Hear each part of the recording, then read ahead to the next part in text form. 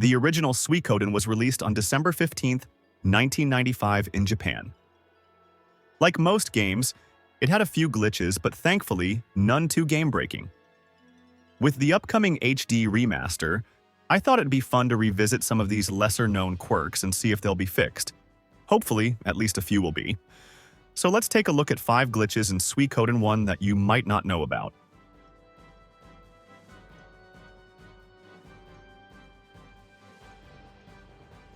Our first glitch is not actually in the original version, but only in the PSP version.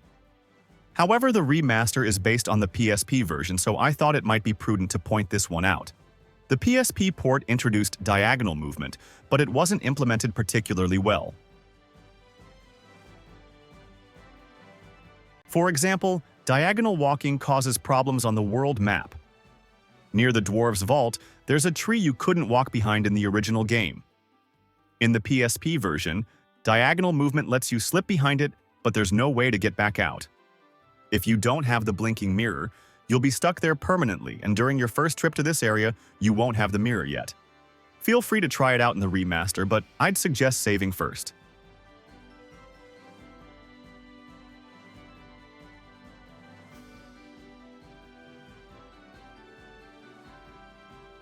A well-known glitch involves the Earth rune spells Clay Guardian and Guardian Earth, which are supposed to raise your defense by 50%. Due to a coding error, they don't function at all. What isn't as well known is that the same glitch affects the water rune spell Fog of Deception as well. And contrary to what the description says, it's not actually supposed to raise your evasion, but rather, it lowers the enemy's hit rate by 20%, which is why it's targeting the enemies rather than the party. The code is supposed to take the base stat and apply a percentage to it to get a new value, but the way it's written, it tries to apply the percentage to the new value, which will always start at 0, resulting in no change.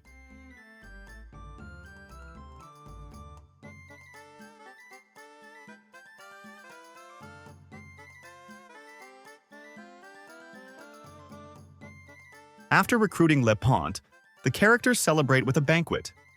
However, many players don't realize this event is supposed to be longer.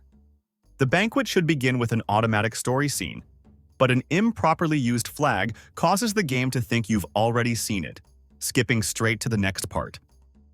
You can actually experience the full banquet by avoiding Mathieu when you first arrive in Sika.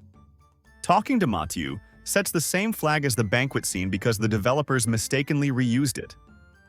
If you instead go directly to Mathieu's house and talk to the child inside, who mentions Mathieu is out for a walk, the flag will remain unset, allowing the banquet to play as intended.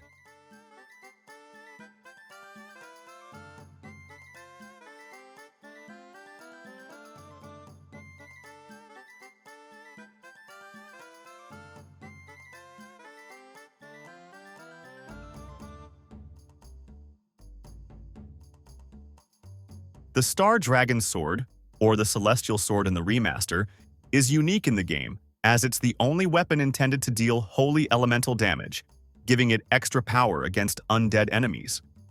Or at least, it's supposed to.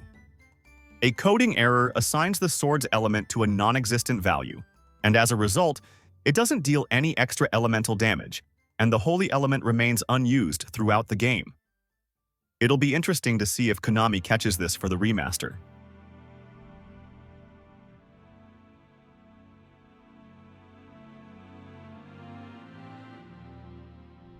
Escape Talismans are a single-use item that lets you escape from most dungeons in the game without having to walk all the way back to the entrance.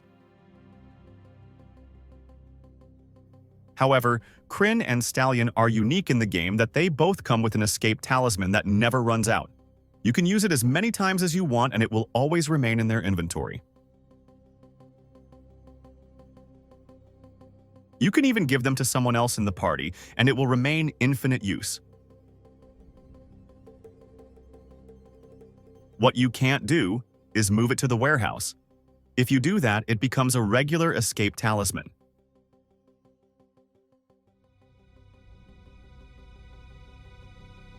So there we have it, 5 glitches from the original game. Did you already know all of these?